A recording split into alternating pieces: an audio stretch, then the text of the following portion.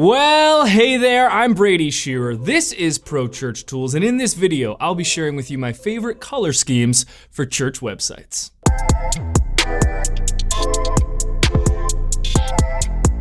Now, if you want to get color right, it's important to understand the role of color in overall web design. So I like to think of it similar to a car. So I've got a neighbor that lives to the left of my house and they drive a white Tesla Model 3. I've got another neighbor to the right of my house, a few homes down, and in the summer when it's nice out, they drive their candy apple red Lamborghini. And with both of these vehicles, it's not the color that makes the car, but what the color can do is elevate the overall look of the vehicle, just like a fresh paint job in the room of a house. It can elevate the room.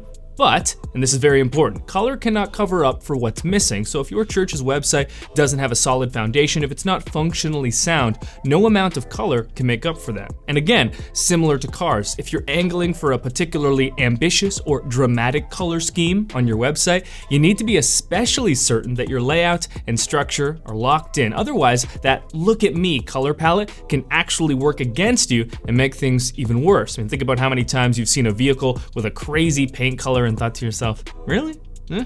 The Homer.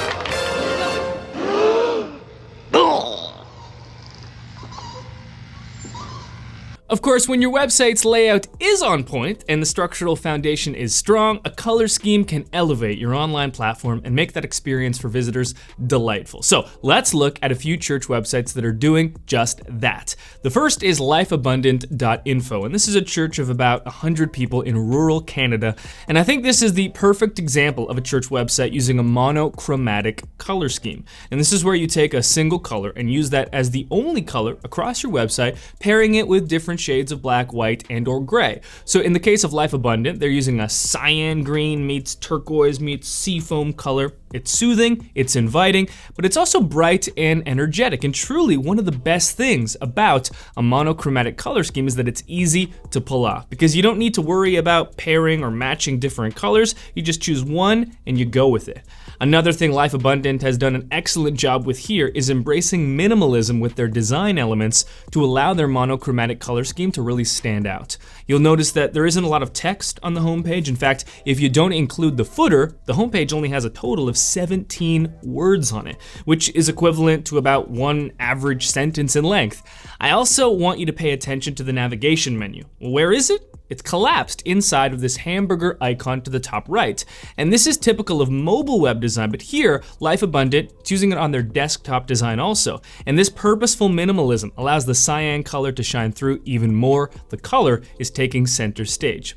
So that's a great example of a monochromatic color scheme. In light mode, what about dark mode? Now, this may not be something you're used to in web design, but as we see light and dark mode become the norm with our mobile applications, that design trend will carry over to web design also. And here's one church embracing that, Calvary Longview. Their website is cclongview.com. So Calvary is going here with a kind of muted lime green color as their single color of choice. And this really pops on a dark canvas. Just like Life Abundant, Calvary is using our Nucleus website builder, which is a website builder specifically made for churches and comes with this light mode, dark mode feature that you can actually just toggle on and off in the settings. Or you can even choose a custom color for your background canvas if you so choose. Now, with Calvary's homepage, unlike Life Abundant, there is considerably more text and navigation. Calvary has opted to use a sticky floating nav menu that remains at the top of the page even as you scroll, which is great for making navigation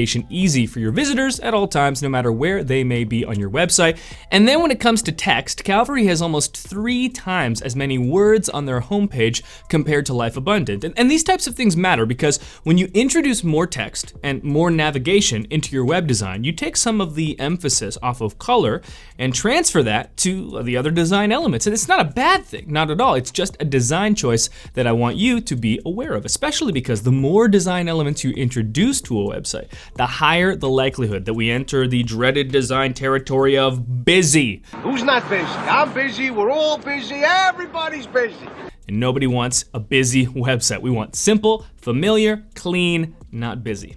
Let's transition now. So far we've seen color scheme examples that pair light mode and dark mode with a single color choice. So what happens when we turn the dial up on color like crazy? How would that even look? Could it work? Well, to show you that, we're gonna go to hopechurch.xyz. That's the domain name, and this is not a real church. This is a demo site that we made at Nucleus as we were exploring different experimental color schemes, seeing how far we could push it, and I really liked how this one turned out. On the homepage alone, there are 12 different colors being used, and we've opted for a super dark mode canvas. One thing I really love about this homepage design is how the black and white background photo that's above the fold on desktop fades into the dark mode background as the photo ends, so it looks seamless, which I think is a really nice touch. Even cooler, that photo, along with every photo on this homepage, were taken on an iPhone 7 Plus in fact. And when it comes to web design, in my opinion, the photography on your church's site is even more important than color. And so there's a link in the description to a complete guide that I've written on how to upgrade the photography on your website using just your phone if you're not a pro photographer. And what's amazing is that when you pair photos with color, like in this example design, you can really accomplish some great stuff even with minimal gear, which is awesome. Getting back to the color on this website, yes, there is a lot. And maybe it doesn't make sense for you to have 12 different colors on your website's homepage, but the reason I wanted to show this design was to illustrate how far you can push color with brightness and variety when you have a functionally sound layout. Finally, let's look at a website using a color palette. So we won't go as far as the 12 colors in our previous example. We also won't go with just one color, but a series of colors that are from the same palette. The example we'll be using is lifeabundant.ca. And this is another demo Nucleus site. And as you can see here, the colors, they all feel like they're part of the same family. And that's because we used a color palette generator to create this series of colors. So this may be relevant to you if your church has a main brand color, but you want to mix in a number of different colors into your web design, but you don't want to just include random colors. You want them to feel like they're part of the same brand. Some resources that you can use for this to build out a color scheme include coolers.co, colorhunt.co, and Adobe Color, which is found at color.adobe.com.